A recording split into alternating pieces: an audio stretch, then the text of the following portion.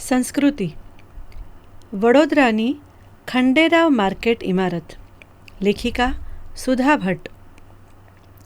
જે કામ કરવું તે મન મૂકીને કરવું, દિલ દઈને કરવું, એવો દૃઢ નિશ્ચય આપણા કેટલાક ભૂતપૂર્વ અને અભૂતપૂર્વ રાજાઓ કરતા હતા. સંસ્કારી નગરી વડોદરાના ગાયકવાડ રાજવંશમાં સયાજીરાવ પ્રથમ, દ્વિતીય અને તૃતીયના રાજકાર્યની નોંધ વૈશ્વિક સ્તરે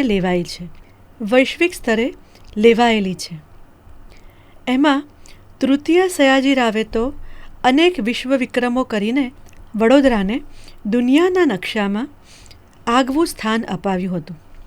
શિક્ષણ, કન્યા શિક્ષણ, પુસ્તકાલયો, ચિત્રકળા, શિલ્પકળા, સ્થાપત્યકળા અને પર્યાવરણ સંરક્ષણને અગ્રિમતા આપી મહારાજી સયાજીરાવે યુનિવર્સિટીની સ્થાપના કરી.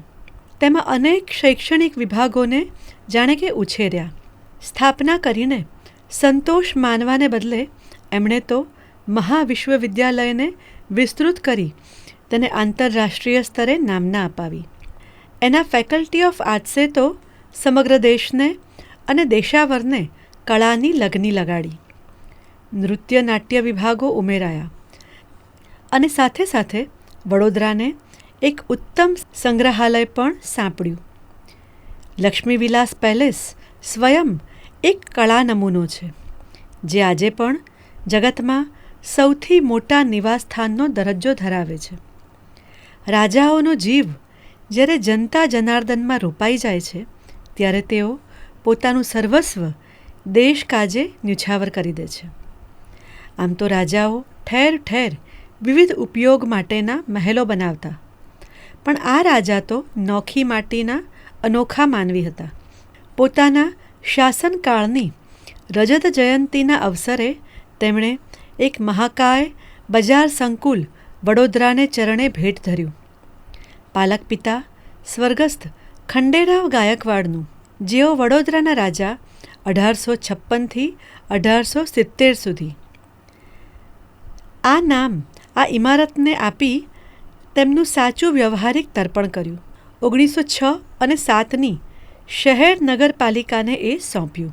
લક્ષ્મી નિવાસ પેલેસ નજીકના ચામ રાજેન્દ્ર વાદિયાર રોડ પર આ સ્થાપત્ય આજે મહેલનુમા ઇમારતનું માન ખાટી જાય છે. એ મૈસૂર રાજાએ 1934માં આ સ્થળની મુલાકાત લીધી હતી. તેની સ્મૃતિમાં આજે પણ એ રસ્તો ઓળખાય છે. આ વ્યવસાયિક મકાનને પોતાનું ખાસ ગૌરવ છે. એ સમયે પ્રસ્તુત ઇમારત ₹3 લાખમાં, એટલે કે આજના 10 કરોડમાં બની હતી. આ સંકુલમાં એક બેંક પણ છે. અહીં તાજા શાકભાજી, ફળફળાદી, ફૂલહારની સોડમ તો હજી પણ પ્રસરી જ રહી છે, પરંતુ સાથે સાથે કરિયાણું, પૂજાપો અને સ્થાનિક હસ્તકલાના નમૂનાઓ પણ અહીંથી જ મળી રહે છે. 2 માળનું આ સ્થાપત્ય મધ્યસ્થ મુખ્ય પ્રવેશદ્વારને બંને પડખે ફેલાયેલું છે. ભોંય તળિયે 16 નાના ઓરડા એટલે કે સ્ટોલ્સ છે, જે નગરપાલિકાની કચેરી માટે ફાળવ્યા છે. બંને બાજુઓની જગ્યા 192 દુકાનોથી ભરાઈ. 2 બાજુના ખુલ્લા પ્રાંગણ એટલે કે કોર્ટયાર્ડની બંને બાજુએ ફેલાયેલી છે આ દુકાનો. વચલા જંકશનને અડીને 181 ફૂટ લાંબી અને 156 ફૂટ પહોળી જગ્યા અહીં ફેલાયેલી છે. મુંબઈના પ્રખ્યાત શિલ્પી વિનાયક પાંડુરંગ કરમરકરે મહારાજા ખંડેરાવનું આરસનું પૂતળું 1934માં બનાવેલું અને તેનું અનાવરણ હિઝ હાઇનેસ મહારાજા સયાજીરાવ ગાયકવાડ ત્રીજા દ્વારા 23 ડિસેમ્બર 1935ના રોજ કરવામાં આવેલું. મણદ્વાર પર વિશાળ ઘડિયાળ, જે હાલમાં પણ કાર્યરત છે, એની પાસે ઊભું આ શિલ્પ સમયની કદર કરે છે.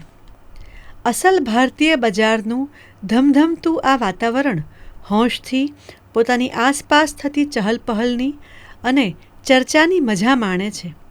જથ્થાબંધ અને છૂટક બજારમાં ભદ્ર નારીઓ તેનો ભાવતાલ કરીને સંતોષ અનુભવે છે. બાળકોને અપ્રિય એવા કારેલા અને પાલકનું મહિમાગાન કરતી આ મહિલાઓ 100 વર્ષ પુરાણા સ્થાપત્યની ચમક જોઈ હરખાય છે. શહેરનું સૌથી જૂનું પ્રખ્યાત મકાન શિલ્પની આ ઓળખ પણ આપે છે. એની ઉપર અંગ્રેજી અને મરાઠીમાં ખંડેરાવના નામાંકન સૌ જુએ છે. વૃક્ષો, ફુવારા આદિને કારણે આ પરિસર આંખને અને મનને તાજગી, આરામ અને ઠંડક આપે છે. કેન્દ્રીય ફુવારો વિશાળ પણ કાળગ્રસ્ત છે, જે ચોમેર પારંપરિક વેપારની સાક્ષી પૂરે છે. અલબત્ત સમયની થાપટને કારણે ભવ્ય મકાનના ગુલાબી પીળા પાષાણો શ્યામ પડ્યા છે. તિરાડોમાં છોડવા શ્વસે છે અને છૂટથી રખડતા ઢોર ઢાંખરા બજારમાં મહાલે છે. પ્રસ્તુત વિશાળ આકર્ષક સ્થાપત્યની શૈલી છે. ઇન્ડો સાર્સેનિક એટલે કે ઇસ્લામિક અંગ્રેજ સ્થપતિ રોબર્ટ ચિમોશે ભારત છોડતા પહેલાં આ ઇમારતને આકાર આપ્યો. આ 2 માળિયા મકાનને જે 2 પડખા છે તે ઉપરના પેસેજ થકી જોડાયેલા છે. વચ્ચે છે વિશાળ ગુંબજ, જેની ઊંચાઈ છે 86 ફૂટ. પેલા બંને પડખા 70 ફૂટ લાંબા અને 34 ફૂટ પહોળા છે. સાથે એને ફરતી મંડપ જેવી રચના છે.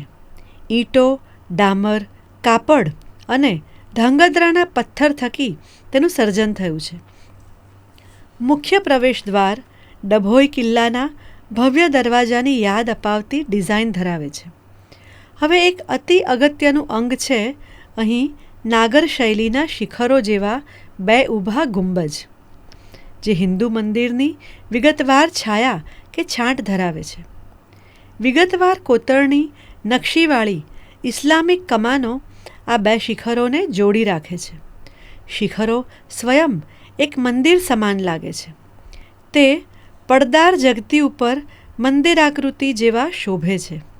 આ સૌંદર્યમંડિત વીંધવાળા પથ્થરના જાળિયા અદલ આગ્રાના સ્થાપત્ય જેવા લાગે છે. આ ચંદરવા જેવો ભાગ ડિઝાઇનર બાલ્કની રચી આપે. મકાન સન્મુખ ઊભા રહી જોતા આ નજારો કેવો સુંદર લાગે છે. શિખર મિનારા વચ્ચે દ્વાર અને કમાન ભાત જાણે ઝૂલતા ન હોય. આમલક અને અમૃત કળશ ગોળ સ્થાપત્યની ઉપર દેખાય છે. વચ્ચોવચ્ચ જાળી, કઠેડા અને મદલસહ ઘડિયાળની ટીક ટીક સંભળાય.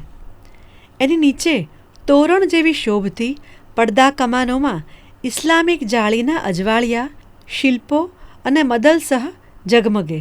બંને શિખરો નીચે ઝરૂખાની જાળી, ટેકાદાર છજા અને છજે કઠેડા અદ્ભુત દ્રશ્ય રચે છે. જાળી નીચે કાચબારી, અર્ધગોળાકાર બાલ્કની, અંદર કમળ પંખુડીની ભાત અને વળિયાના સુશોભન ઉપરાંત નીચે પડતા ટોડલા મોરની રાહ જુએ.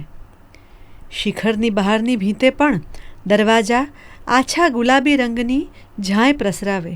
આ નોંધપાત્ર હેરિટેજ સ્થાપત્યનું અનેકવાર સમારકામ થયું છે, પણ હજુ તે તંત્ર અને નાગરિકોનો સહકાર ઝંખે છે.